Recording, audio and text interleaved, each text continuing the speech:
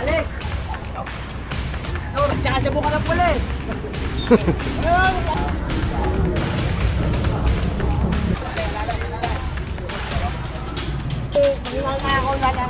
Yun ang maganda doon! Muna daw kuya, pahanap yun. Tangina mo, baka hindi na. Ang pwede na ngayon eh.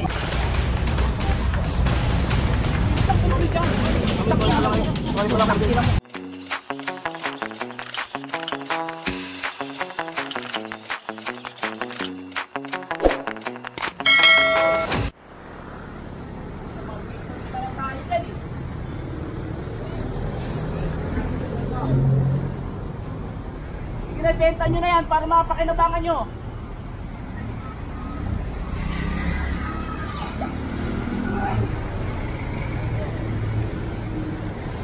Ayan, so good morning sa ating lahat. Narito tayo ngayon sa Moriones Bridge. Kasama ulit natin ang DPS District 1 sa pangunguna ni Boss Egay. Ayan, so pinaalis na tong laging narito. Ayan, kawawa naman yung bata oh.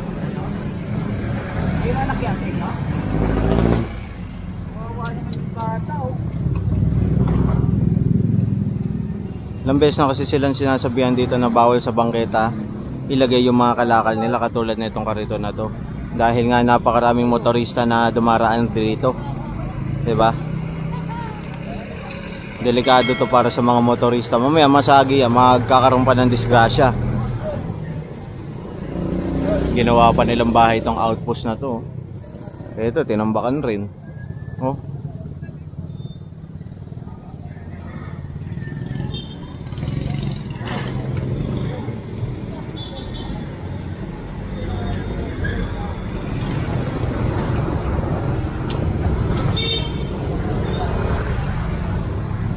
Problema kasi rito,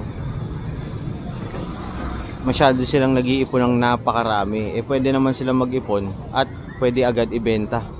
Hindi yung itatambak lang dito sa kalsada saka sa bangketa. Hindi kasi na-access ng tao ang bangketa. So para saan pa, 'di ba? 'Di ba? Kailangan kasi ma-access ng taong bayan ng bangketa. Paano dadaan yung mga estudyante rito? Merong school dito malapit. Tapos sa likod natin merong mall, Tutuban Mall. O, paano yung mga papasok sa trabaho na naglalakad, 'di ba? Dito dadaan sa kalsada, hindi naman pwede 'yun.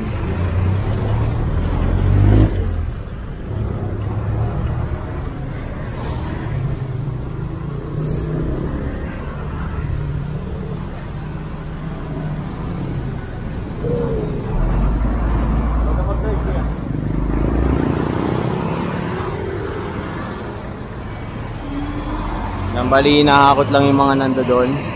Tignan natin kasi merong tinatambak rito na kung ano-ano lang Ito pa yung isa sa tinututukan rin ng ating DPS Nagkakandak rin ang ating environmental police ng mga operation na against sa mga illegal dumping, illegal burning of wires dito sa Road 10 at sa iba't ibang lugar dito sa District 1.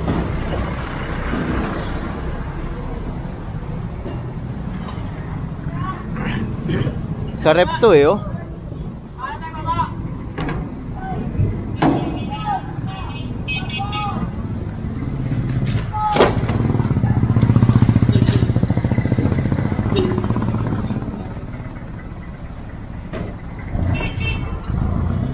May mga salamin pa. Ito pa, si kuya. Ano yan kuya? Basura na.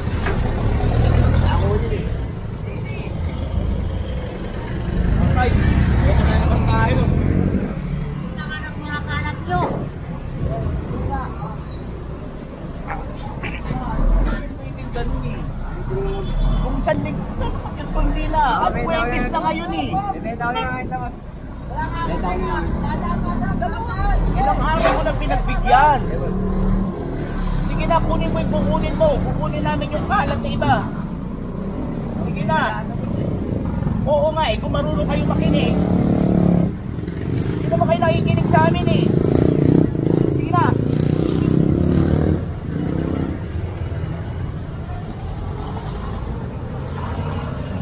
Yan Kasi sinabihan na sila dito na nakaraang araw na alisin yan. So mga 2 days ago. Oh, 3 days, 4 days ago. Para maibenta nila yung mga dapat nila ibenta. Kaso inabutan pa rin ng ating DPS. Eh, hindi naman pwedeng merong nakatambak dyan dahil nga itong area na to inililinis ng ating mga River Warrior, Stero Ranger. Hindi na kami nagkulan ng pasabi nung Lunes ko pa pinaalis yan.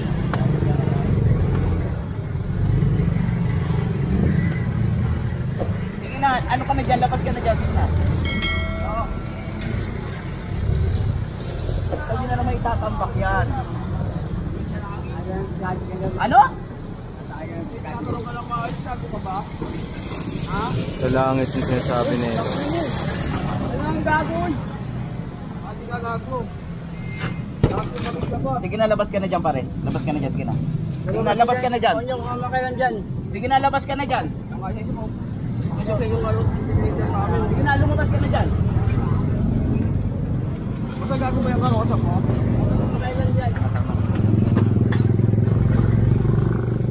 Huwag ka nang kumuli dyan. Baba! Masano mo ngayon? Nakiusapan na kayo eh. Ayaw nyo na yan. Pwede na ba yan? Pwede mo ano. Sige na, pagtulungan niya. May sabihin lang kasi ngayon eh.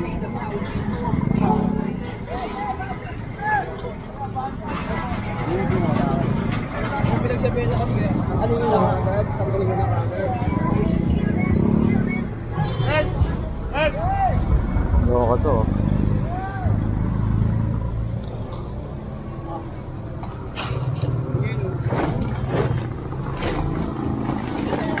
Yung ano?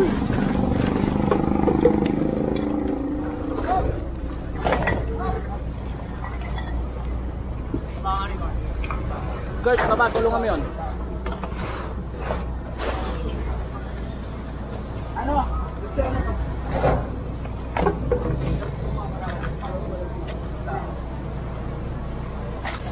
Alex! Duro!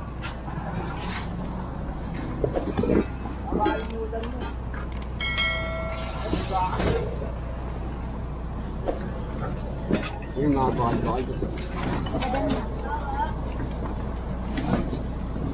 Nambas. Nambas.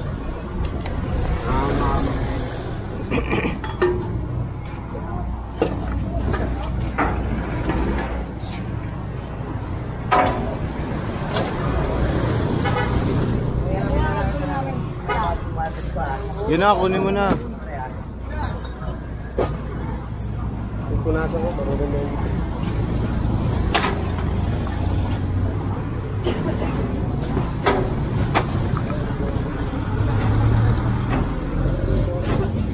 Mga bakal-bakal pala to.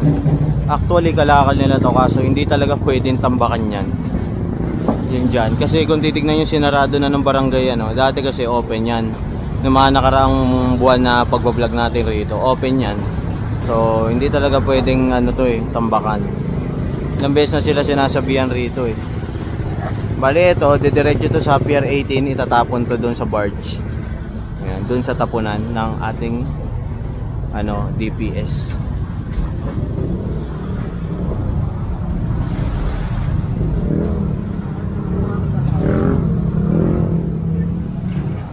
Dami oh. Mga kulambo pa.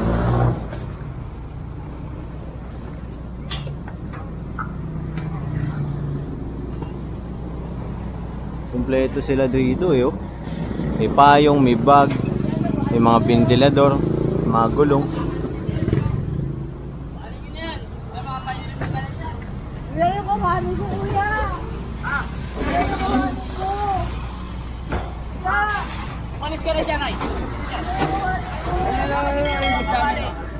yung kamali ko! Yung kawali raw niya.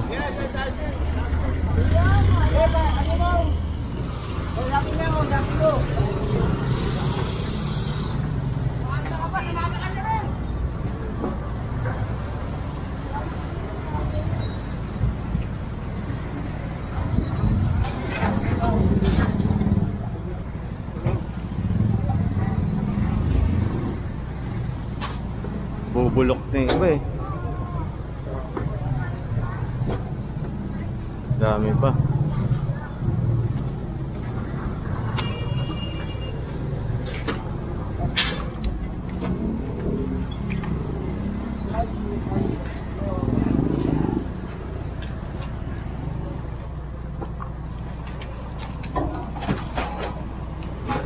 Sabi ako pa yun. Kaya, siguro nga sabi.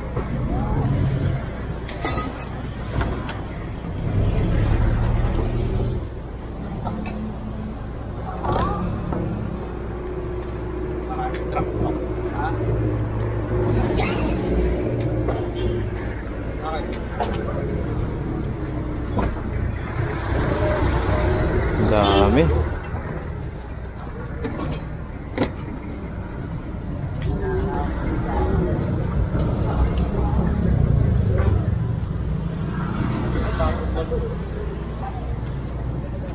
Grabe oh.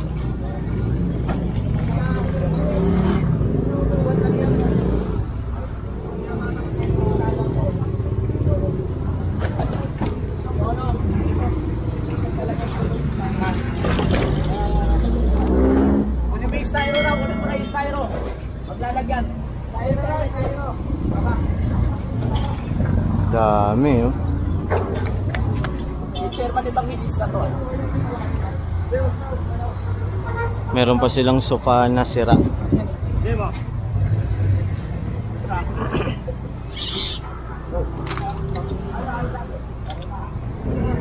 Kahit yung mga ano yung malalaking bull. Kahit yung malalaking bull, ilabas yun na.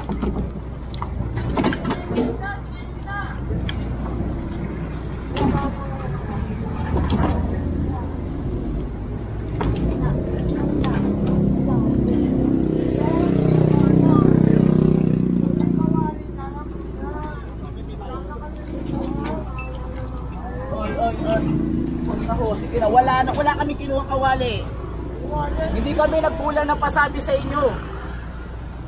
Ayun naman.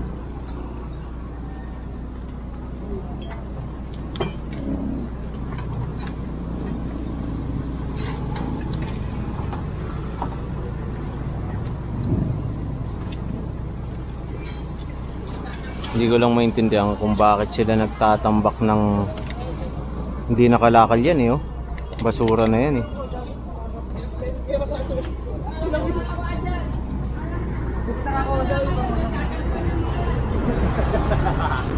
Nagtsakasya ka ng pulis. Ayun, nagtsakasya ka raw. Nagtsakasya mo daw. Hindi naman nagkakakaw. Oo, hindi naman nagkakakaw eh. Pero nagsasabo no?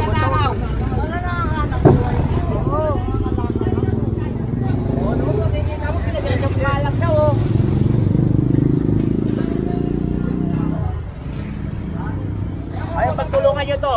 Medyo mabigat to. Ayun yung sofa. Whoops.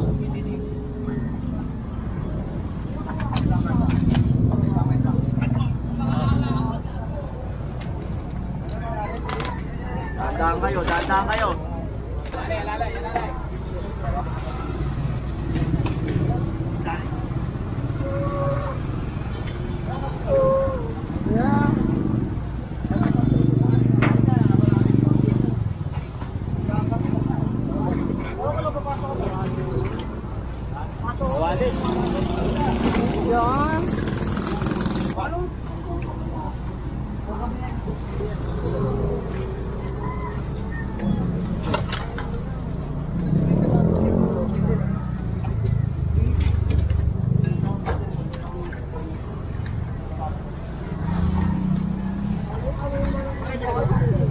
Grabe, ang dami. Meron pa oh. Kailangan palain to eh.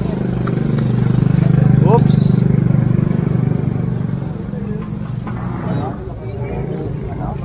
Magkakaraoke ka ba?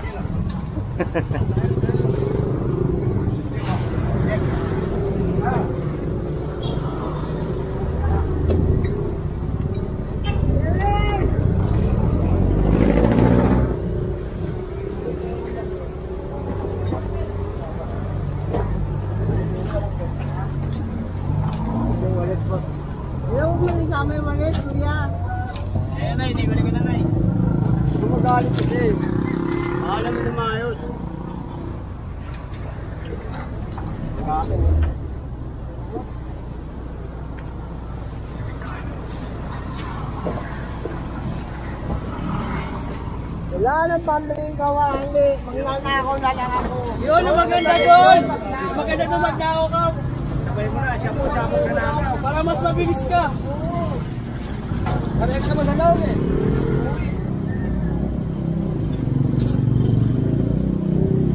Maganda kayo sa loob.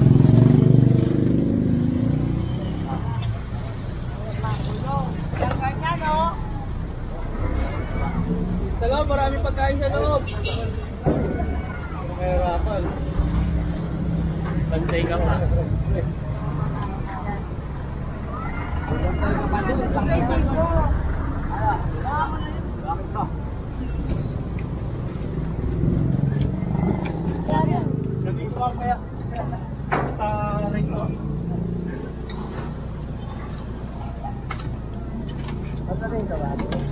Hindi ko nga alam eh.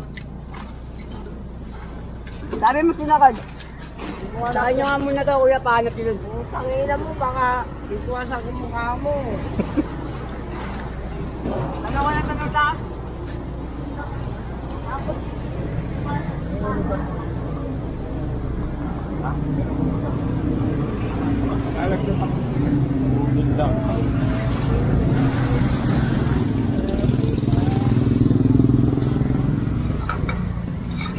Hindi ba tingin ko Kuya Jeff, motor ko.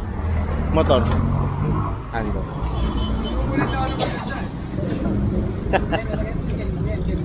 Kaya mo?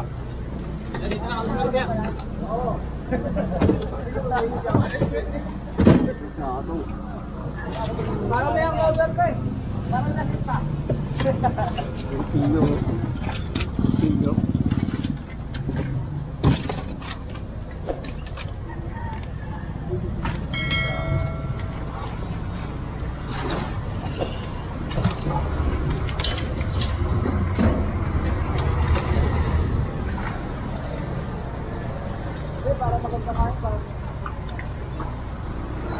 Dami. Iba-iba.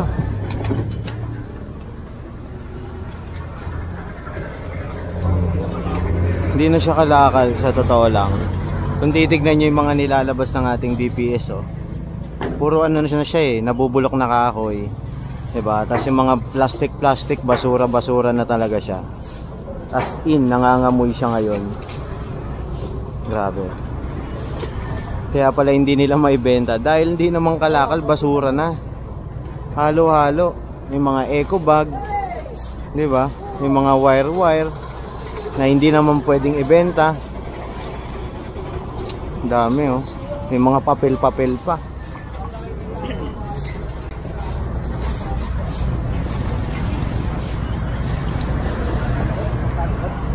Hop.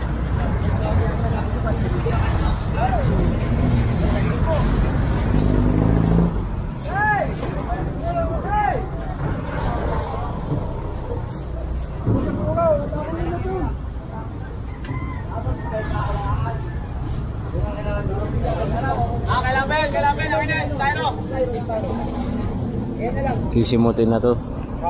Sino natin?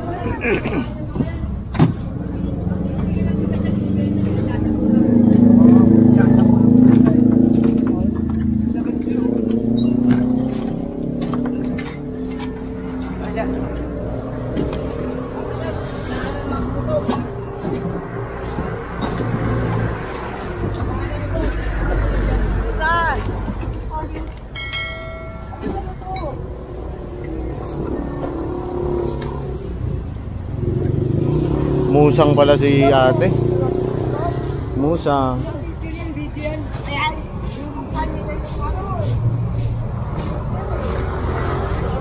Musang.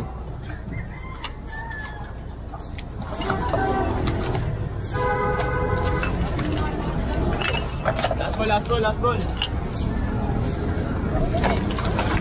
Ubus. Ayan, ubus na. Bali yung mga natira dyan sa sweeper na lang. Ayan, kinuha lang natin yung talagang ano, malalaki. Parang debris na din, sabihin na natin gano'n. So lilipat pa tayo ng ibang location kasi marami pa tayong trabaho ngayon. Ayan, kasama ulit natin si Boss Egad.